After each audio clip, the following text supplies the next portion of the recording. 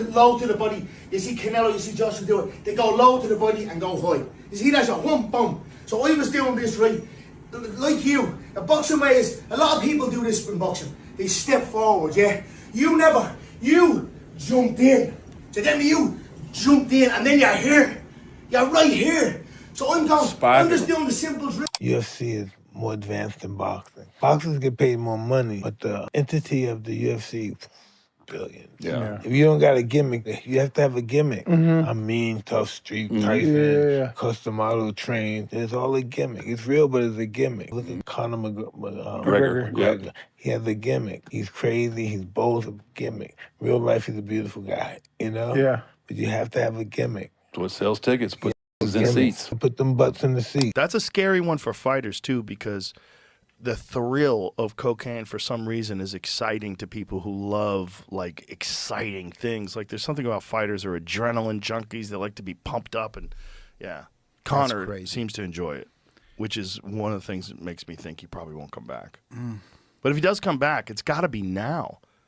You know, again at 36 years old now, Paddy Pimblett. That's the fight.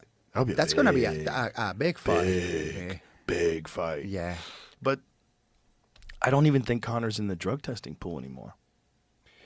No? You don't think so? I don't believe so. I'm currently in negotiation stage. The opponents, there are multiple opponents on the platform. Of course, I would love to get that one back. I felt I went into his round, and I felt handy early on. He had to wait for me to get tired. I do have a little bit of a concern with Conor. I do. The words that Conor used are not true. Conor is not negotiating with the United States government. Nor has he ever. Nor will he ever. If you were to ask Conor McGregor the phone number to the United States government, he would not be able to produce it. Just for example, this is not real. But the voice in which Conor did the spoof interview is also not Conor's natural speaking voice. He's doing more and more interviews with this new voice. I enjoy Conor's voice. I like when Conor talks to you. The Macho Man, Randy Savage. Yeah, oh yeah. See, over time, he forgot that this wasn't his actual voice. Yeah, the people that know him. The people that know him say that he started to answer the telephone. He started to answer the telephone with this voice. And the people would say to him, Larry, why are you speaking like that? And he would say, I'm trying to stay into character at all times. This is how you become good at it. This is how you become good at the... Even though the White House card is already igniting heated debates, whispered predictions, and wild fantasy breakdowns, Conor McGregor remains the gravitational force pulling every spotlight back to him, no matter which names analysts try to elevate into the frame. Experts can shuffle opponents, former champions can float their takes, insiders can leak half-truths into the rumor mill, and timelines can flood with dream matchups, yet none of it truly sticks without his shadow looming over the card. The speculation feels loud, but hollow, like noise before a storm. Because the real tension doesn't live in the question of who stands across from him under those lights. It lives in the unanswered mystery of what version of McGregor would walk out if he returns at all. Would it be the sharp-tongued predator who once bent divisions to his will, or a man chasing echoes of his own legend? That uncertainty is the hook, the twist tightening around every conversation. The comeback itself is the event within the event, the risk layered beneath the spectacle. Names can be debated, contenders can posture, but the deeper intrigue hums beneath it all. If he steps back into that arena, what exactly follows him in redemption, chaos, or something far more dangerous? At the end of the day, you know, people keep talking about the belts and whatever and this and that, and you know, this guy's gonna fight. They're saying that he can fight Floyd. He's getting ready for Floyd or whatever, and I think the division has moved on. You know, this whole Floyd Mayweather talk and him making 50 mil or 75 mil, whatever the talk is, like, would you guys come back to MMA after a fight like that? Like, you know, like, this guy, you know, Conor should be proud, you know. Everybody tells us, oh, he's a champ, blah, blah, blah. Like, he should be proud, you know. Conor was a champ, you know. He should hold his belt up high and proud, you know. And at the end of the day, he's the 2015 champ, you know. This is 2 years later already. And he never, ever once talked about defending the 45 belt ever. Not ever. He not ever once talked about it. He talked about defending the 55 belt more than the 45 belt, you know? It's time to move on from this chapter in life already. When Conor McGregor's name surfaced in connection with the White House card, Daniel Cormier didn't hesitate. He cut straight through their hype. In his view, after the staggering payday from the boxing spectacle against Floyd Mayweather, the historic, record-shattering clash with Khabib Nurmagomedov, and the empire McGregor has built far beyond the cage, something fundamental may have shifted. Cormier implied that hunger, the raw, dangerous edge that once fueled McGregor's rise, could have dulled beneath comfort, wealth, and global fame. And he didn't stop there. He pointed to the Khabib fight as a revealing fracture line, a night that exposed how grueling, suffocating grappling exchanges drained McGregor in ways few had managed before. According to Cormier, that bout wasn't just a loss, it was a brutal lesson delivered by a completely different breed of opponent. Nurmagomedov brought a relentless, smothering pressure that eclipsed anything McGregor had previously faced, dragging him into deep waters where bravado couldn't breathe. The extended wrestling sequences, the control, the grinding pace, Cormier suggested those moments linger, raising questions about how McGregor responds when trapped in that kind of storm again. To him, the issue isn't star power or skill in bursts, but whether the same fire still burns when the fight turns ugly, exhausting, and unforgiving against someone built to break rhythm and will alike. Conor McGregor at the White House. Man, it's over, bro. It's over for him? It's over, dog. Conor McGregor. He made too much money, huh? He made way too much. He sold that liquor for what, $500 million? Yeah, he got $100 million for fighting Floyd. He got $100 million for fighting Floyd. Then he was doing pay-per-views like nothing. Yeah. And him and Khabib did 2.5 million pay-per-views. Him and Khabib was the best. Did you think he was just one-dimensional and that's why? No, he was good. But when they got him on the ground, DC, he couldn't get up. They couldn't get him on the ground. Yeah, they did. Khabib got him on the ground. That Khabib was a different person. Justin Gaither is viewing the situation through a far sharper, more ruthless lens. While Daniel Cormier questions whether McGregor's fire still burns the same, Gaither isn't interested in nostalgia or psychological autopsies. And despite their rivalry sitting unfinished, balanced on tension and history, he has no urge to reopen old wounds or chase another chapter with Dustin Poirier.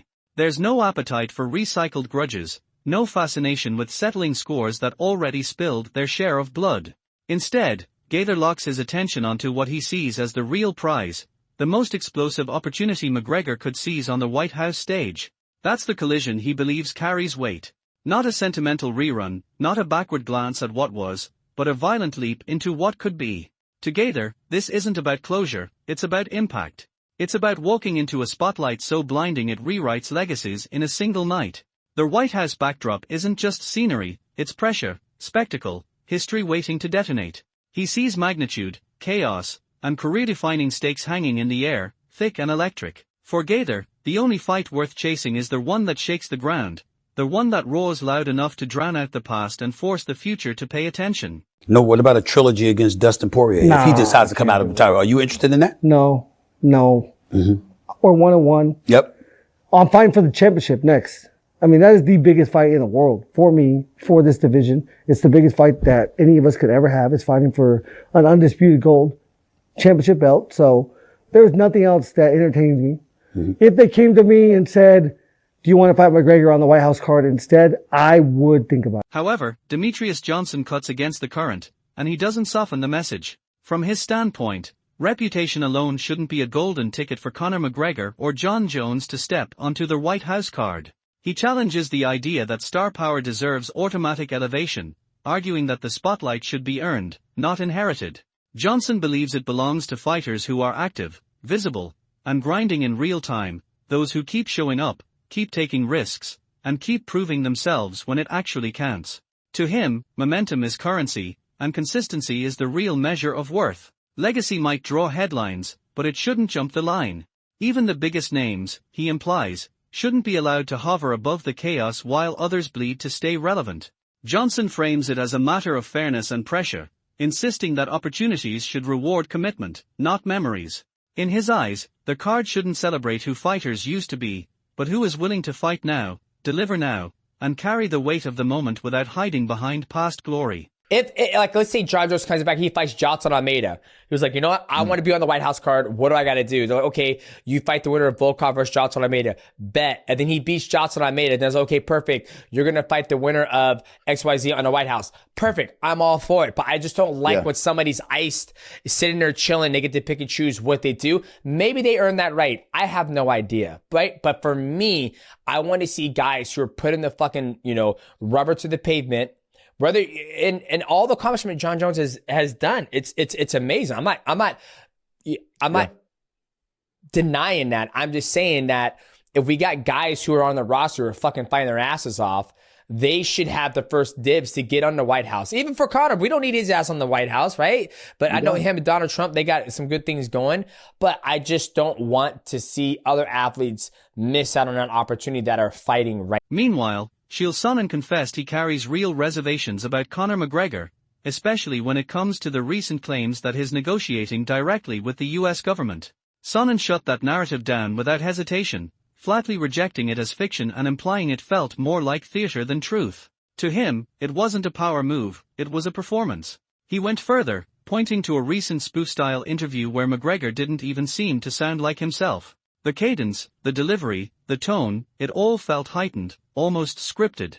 Sonnen suggested that McGregor appears to be leaning harder into exaggeration lately, amplifying his persona in a way that blurs authenticity with spectacle. He drew a sharp comparison to professional wrestling, where characters are crafted, polished, and pushed so convincingly that the line between reality and storyline starts to dissolve. Sonnen referenced entertainers who stay in character so relentlessly that eventually the act seeps into daily life, becoming indistinguishable from who they actually are.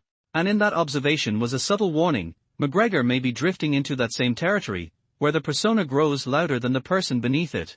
If that's the case, Sonnen implied, the question isn't just about fights or negotiations, it's about whether the performance has started to consume the man entirely. I do have a little bit of a concern with Conor. I do.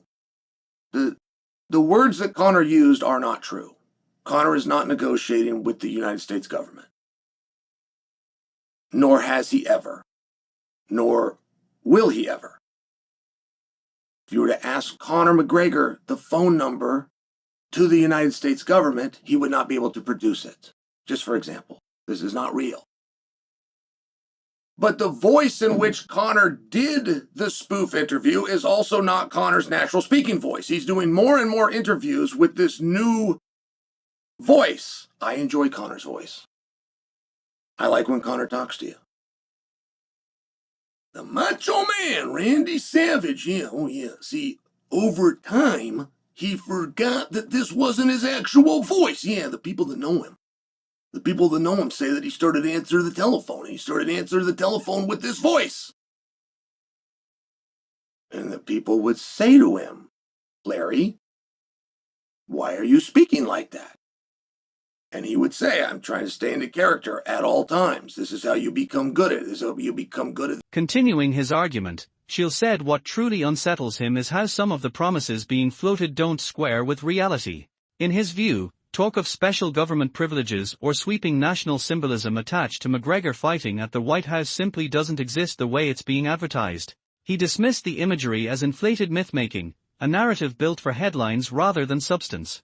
Sonnen acknowledged without hesitation that McGregor is still the sport's biggest draw, the man who commands the highest purses because he generates a level of attention no one else can replicate. That part, he agreed, is undeniable. But he questioned the optics of wrapping an Independence Day spectacle in patriotic overtones around a fighter who isn't American, suggesting the symbolism feels forced rather than organic. To Sonnen, the tension isn't about talent or market value, it's about perception and credibility. When the presentation stretches too far beyond what's plausible, it risks cracking under scrutiny. And in his sharpest warning, he pointed to the deeper hazard, the moment when a performer begins to believe the myth is projecting.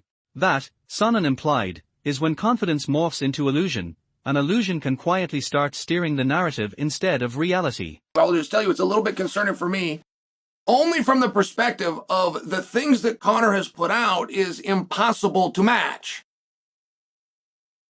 There is no 100 golden visas. There is no significance to Conor fighting at the White House. Like, that's not an American. Just for example, he is the biggest draw in the sport. Conor always gets the biggest paycheck. He gets that because he brings in more eyes than anybody. But if his plan is to come out and vocally, through the media, let it be known that all the stops are being pulled on America's Independence Day for somebody who is not an American, it's not a good look. He's creating a scenario that can't happen. And as long as he knows this is a character performing, much like this new speaking voice that he's developed, if he's out there just working, we've got no problem. The problem only becomes if and when he marks out for his own gimmick, which most guys eventually do, because we are whoever we pretend. Khabib Nurmagomedov anchored the stakes squarely to their White House card, stressing that this moment is about for more than fireworks and ticket sales. In his eyes, a matchup with someone like Donald "Cowboy" Cerrone might give McGregor a chance to look sharp, entertain the crowd, and cash in on nostalgia, but that's not the real test. The real question, he insists, is whether McGregor can still survive and thrive against the division's most unforgiving names, fighters like Dustin Poirier, Islam Makhachev, Charles Oliveira, or Justin Gaethje. Those are the men who define the present, not the past. For Khabib, the White House backdrop shouldn't be reduced to a spectacle built on hype and marketing. It should function as a ruthless measuring stick. It's not about noise, it's about truth. He frames the event as a proving ground, a spotlight so intense it strips away excuses and exposes exactly where McGregor stands in today's hierarchy. Is the prime that once terrified divisions permanently gone, or is there still something dangerous left beneath the surface? That, to Khabib, is the only storyline that matters. The matchup chosen for that stage won't just fill a slot on a card, it will answer a lingering question. Either McGregor proves he remains a legitimate contender capable of challenging the elite, or he confirms he's become something else entirely, a global headline untethered from championship reality. It depends you fight with who. If you're gonna fight with Cowboy Cerrone, you're gonna look good. You're gonna be like lion. But if you're gonna fight like guys who on the top, who really best in the world, like Dustin Poirier, like this fight gonna show your level. You know, okay, fight with Cowboy or like these fights, be lion and that's it, make money. This is smart. But if you wanna become champion, if you wanna fight like Beneil, Islam, Charles, Dustin Poirier, Justin Gaethje, these guys lions, you know. These guys gonna show your level. Then Manny Pacquiao threw his hat into the fray, boldly proposing a White House showdown with McGregor. For Pacquiao, it was part challenge, part homage to his ties with Khabib, and he made no secret of his desire to see McGregor pushed to his limits. Every statement he made carried weight, a clear signal that this wasn't idle chatter, it was a calculated move to force a reckoning. With each new contender stepping forward, the card began to crystallize into something far beyond mere speculation. The tension escalated, and what might have been a headline fight transformed into a high-stakes spectacle that demanded attention. Fans could feel the electricity building, every call-out layered on intrigue, daring McGregor to rise or falter under the spotlight. The White House stage, once an abstract concept, now teetered on the edge of chaos, primed to become one of the most unpredictable, combustible arenas in fight history. Every whispered possibility, every bold claim, added momentum, twisting the narrative faster and tighter, making the anticipation nearly unbearable. The stakes weren't just money or fame, they were legacy, pride, and the raw, unfiltered test of whether McGregor could withstand a gauntlet of world-class challengers, each one ready to define the night on their terms. The spectacle was no longer hypothetical, it was barreling toward reality, and no one could look away. Now, another big name that you've been linked with over the years, and there was very big rumours about you and Conor McGregor. I know Umar Kremlev has said that he wants to maybe stage that fight one day in Russia. Do you think that would ever happen, you boxing Conor McGregor, or you having a crossover fight with Conor McGregor? Oh yeah, that's possible also with Conor McGregor. It depends, but as long as I can still fight. And then just final one from me, similar to Conor McGregor, have Khabib Nurmagomedov, who is of course a massive star in MMA, an undefeated fighter. If you had the choice between fighting Conor McGregor and Khabib Nurmagomedov, who would you fight and why? McGregor. And why would it be McGregor, not Khabib? Too much. Do you prefer that? So I want to shut his mouth out. Do you prefer that somebody at Khabib is very humble, is a very religious man? You prefer that type of person? He's a nice guy. He's a nice person, humble, and that's inspiration. A good role model for. Then Max Holloway stepped into the swirling storm of chatter around Conor McGregor, belts, and potential matchups, cutting through the hype with a grounded perspective. He noted that while everyone obsesses over who McGregor might fight next or how much is raking in, think the Mayweather payday, the divisions themselves have already marched forward without him. Holloway acknowledged McGregor's past glories, particularly as the 2015 champion, but made it clear that Conor hasn't once seriously pursued defending the 145-pound title, instead chasing other distractions. For Max, the message is sharp: it's time to close that chapter and let the sport evolve on its own timeline. Meanwhile, the White House card's gravitational pull is drawing in other stars, with Jon Jones visibly captivated by the buzz, particularly with Ilia Tapria potentially headlining against Justin Gaethje. While Jones admires legends like Anderson Silva for their artistry, it's the raw promise of Tapria stepping into that historic spotlight that ignites his imagination, underscoring just how transformative the White House stage could become. Building on that tension, Justin Gaethje made his intentions crystal clear: a potential clash with Tapria isn't just another fight, it could define his career. Confident in his power and skills, he isn't backing down, fully aware Tapria has dispatched elite fighters like Volkanovski and Holloway. A victory would cement his fire, a knockout loss could signal the end. John Onik offered a measured view, acknowledging McGregor's pull while questioning some rumored opponents, noting that flashy bouts like Michael Chandler might entertain but carry little lightweight significance. Brendan Schaub framed his vision too, suggesting Jon Jones in the main event, McGregor vs Gaethje in the co-main, and other bouts like Sean vs Sanhagen to balance star power with compelling action. The White House card is shaping into a spectacle where legacy, risk, and raw talent